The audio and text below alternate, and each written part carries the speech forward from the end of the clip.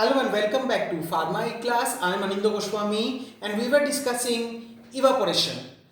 In the topic evaporation, we have covered mostly the theoretical aspects of evaporation, the mechanism behind it, the factors of evaporation and the mathematical equation behind the factors. Next, we started with the classification of different types of evaporators and we had found that the evaporators are basically maybe open circulation or natural circulation evaporators, forced circulation evaporators and long tube evaporator or film evaporators. So in the previous lectures we have covered about the natural circulation evaporator, that is evaporating pan, evaporating steels and the basket type or short tube evaporators. Now today we'll start with the forced circulation evaporators. This is a very simple and basic diagram. If you have seen, this is comprising of two basic units. The unit which you are familiar with, that is the short tube evaporator, that is a part, and this is the another chamber which is attached with this evaporator. So this is the forced circulation evaporators are natural circulation evaporators with some added form of mechanical agitation, and different forms of forced circulation evaporators can be designed. Let us come to its construction. So it consists of basically a short tube evaporator, short tube calandria, and a large cylindrical vessel. This is a cylindrical vessel which is also known as the body of the evaporator. So this is the calandria part, the short tube evaporator. Tubes are in between and the steam heads are adjoining the tubes. So that is the calandria part. What is calandria and how the tubes are being, how the nest of tubes are being attached with it and how many tubes, what is the specification, what is the length and breadth of the tubes and how many, up to how many tubes we can attach, we all have discussed in the short tube evaporator topic. So this is the calandria part, or this is the evaporator part, and this is the vapor head or the main cylindrical vessel which is known as the body of the evaporator. So this body is connected for separation of vapor and liquid. This is that particular point. Next, the liquor inlet is provided at this is the point where the liquor inlet is provided at the side of the cylindrical vessel. A pump is fitted in between the calandria and the body of the evaporator. This is the pump.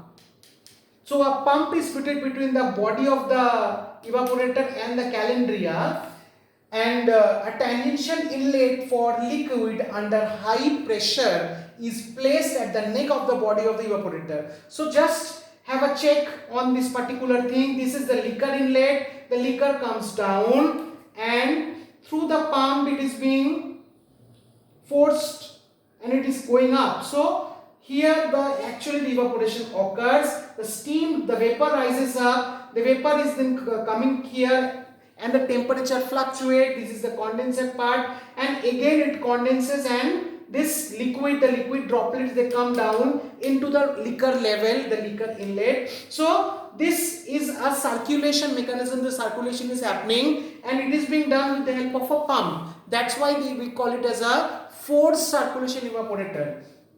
The vapor outlet is placed at the top of the body and it may be passed through a condenser and to be collected to the condensate liquid also. So this is the product outlet after suitable concentration of the liquid, because here the liquid is happening, it is getting evaporated, then the particular vapor is coming down.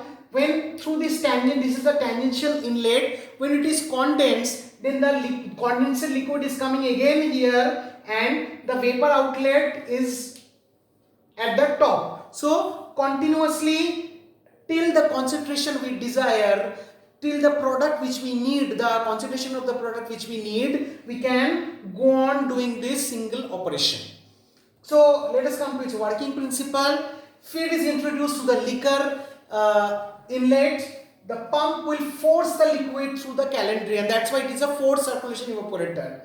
Steam heats the liquid inside the calandria as it was usual in the short tube evaporators. As it is under pressure in the tubes, the boiling point is elevated and no boiling takes place. So as the liquor leaves the tubes and enters the body of the evaporator, this is the body of the evaporator, through the tangential inlet, there is a drop in the pressure and the vapor flashes off from the superheated liquid. That is, from here only when the vapor is passing and it is entering into the body of this evaporator, here there is a pressure drop, and obviously that cools the liquid, definitely condenses the liquid, and definitely it is again becomes a part of the liquor inlet or the liquor level. So as the liquor leaves the tubes and enters the body of the evaporator through the tangential inlet, there is a drop in the pressure and the vapor flashes off from the superheated liquid. The concentrated liquid is pumped out through the product outlet and the vapor is collected through the vapor outlet. So this is the product outlet which is given. This is only opened when we have got the desired concentration. Until and unless we have got the desired concentration, we have to go on improving or go on sending through the pump to this calandria part. And the vapor through the vapor outlet, the vapor which is the airy part of that liquid, the bubble, the vapor that goes through this vapor outlet. Even we can connect a pump with that so that the vapor collection is more prominent. Next come to its advantage. Rapid liquid movement improves heat transfer, especially with viscous liquids or materials that deposits solids or foam readily.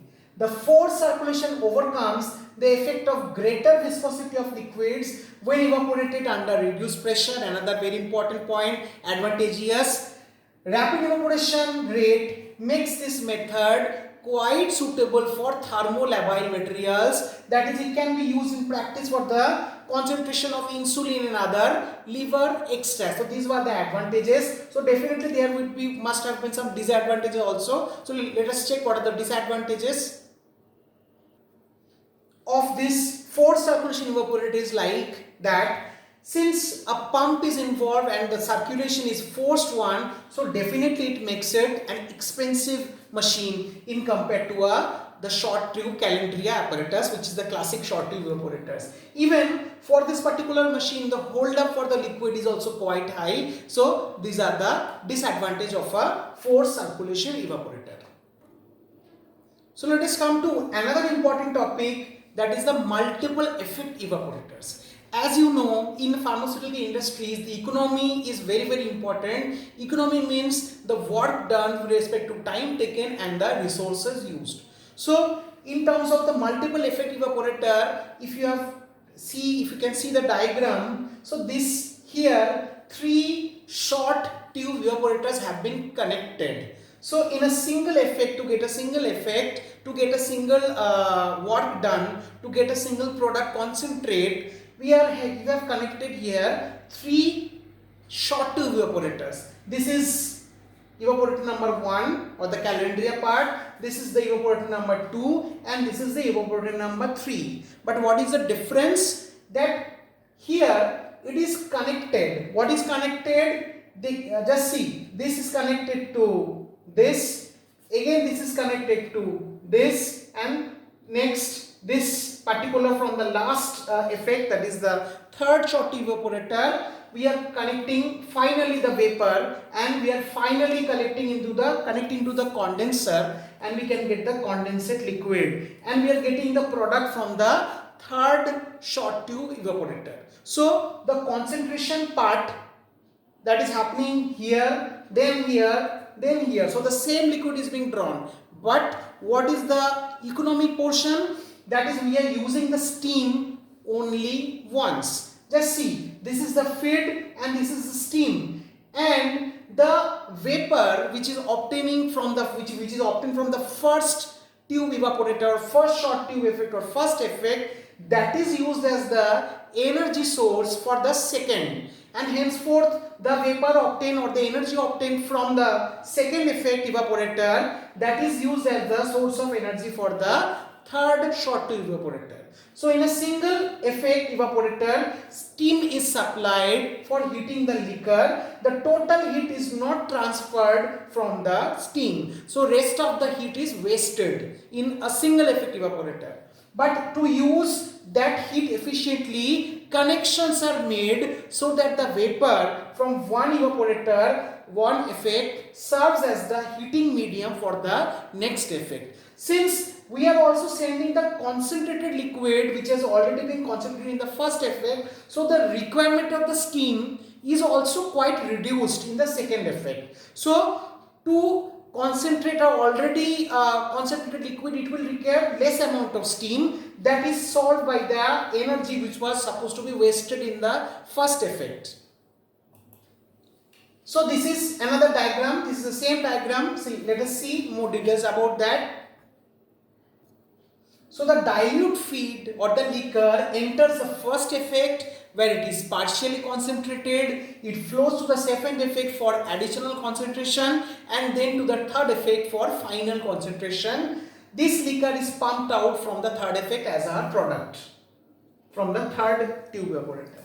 Next, in the first effect, raw steam is fed, and hence in which the vapor pressure in the evaporator is the highest, P1. The second effect has intermediate vapor pressure, that is P2. So, and the third effect, that is P3. So, P1 is greater than P2 is greater than P3. So, the effect of the steam is also in a decreasing way.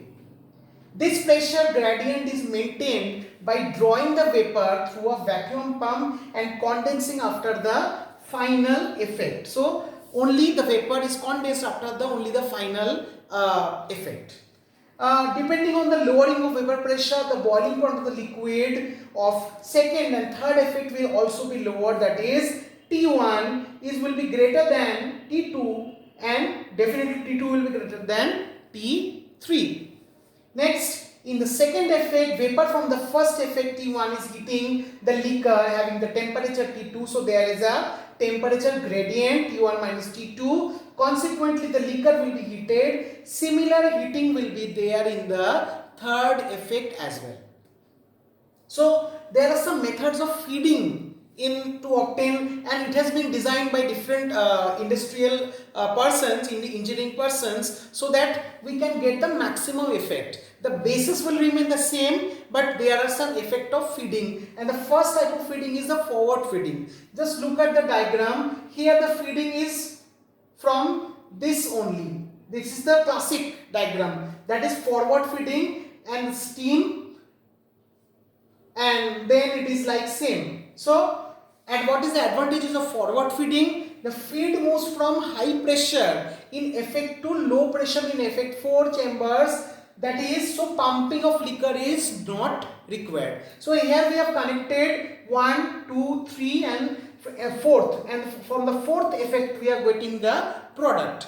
Next, the product is obtained at lowest temperature. This is an advantage point. This method is suitable for scale forming liquids because concentrated product is subjected to the lowest temperature. So the authenticity of the product is also maintained. So this is a forward feed one, but definitely it has some disadvantages. It is not suitable for cold feed because steam input in effect 1 raises the temperature of the feed and a small amount of heat is supplied as the latent heat of vaporization. Therefore, amount of vapor produced will be less than the amount of steam supplied. So the lower amount of the vapor in effect 1 will produce lower amount of vapor in the subsequent effect. Therefore, economy overall is quite lower.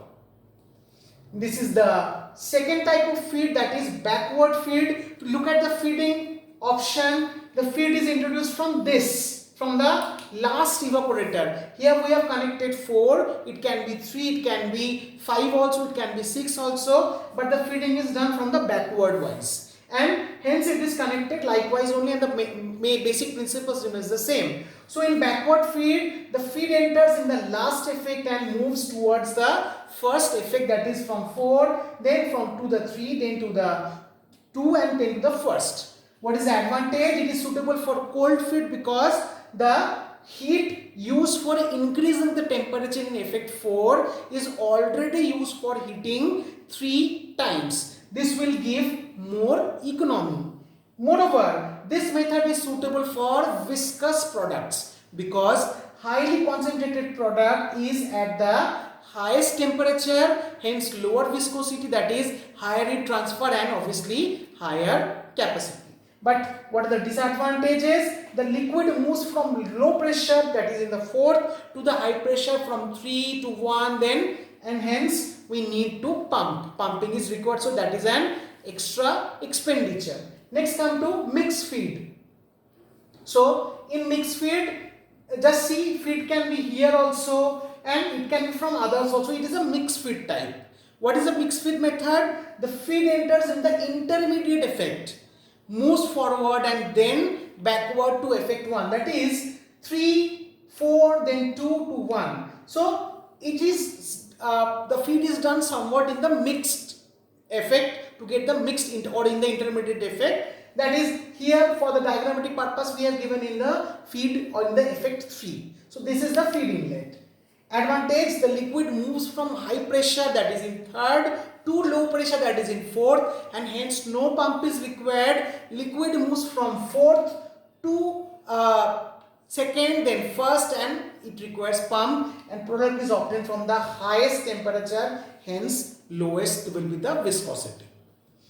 Next, this is the last type of effect, that is backward feeding in multiple effect evaporators, or we can also call it, basically that is parallel feed, not the backward feed, that is a parallel feed. So check out the parallel feed. Here feed is in everywhere. This one, this one, this one, this one, and obviously that is a parallel feed. But for parallel feed, to get the advantageous, to get a good economy, it is suitable where the feed has to be concentrated very slightly. So let us now come to the economy which is provided by this type of effects. So let us see the economy of the multiple effect evaporating. That's why we are doing all the exercises for connection of these things. So we have to assume when this experiment is being done or this effect is being occurring, that the feed is at boiling point and loss of heat is negligible. So in effect 1 kg of steam transfers its heat to the feed. Since feed is at the boiling point, so the total amount of heat is used to be as the latent heat of vaporization. Therefore 1 kg of steam will produce 1 kg of vapor. If there is a double effect, that is effect 2, 1 kg of vapor from effect 1 will transfer heat to the liquor to effect 2. Here 1 kg of vapor produce 1 kg vapor from the liquor. In effect 3, 1 kg of vapor from effect 2 will produce 1 kg of vapor in effect 3. Therefore 1 kg of steam will produce 3 kgs of vapor in the effect 3. Now, economy of a single tube evaporator or single effect evaporator is that the vapor produced with respect to steam, which we have given as energy, 1 kg divided by 1 kg, that is 1. Whereas for the triple effect evaporator or multiple effect evaporator, here we are using in the diagram 3, so we will call it as a triple effect evaporator. So in a triple effect evaporator, the vapor produced with respect by steam used is 3 kg divided by 1 kg, that is we have got 3 kgs of vapor, we have produced 3 kg of vapor, and we have used only 1 kg of steam, so the economy is 3. So number of effects economy will be n times to that of the single effect evaporator, and this is the economy point of view, and this is advantageous for short tube evaporators, and this is how it is being connected to get the maximum economical effect.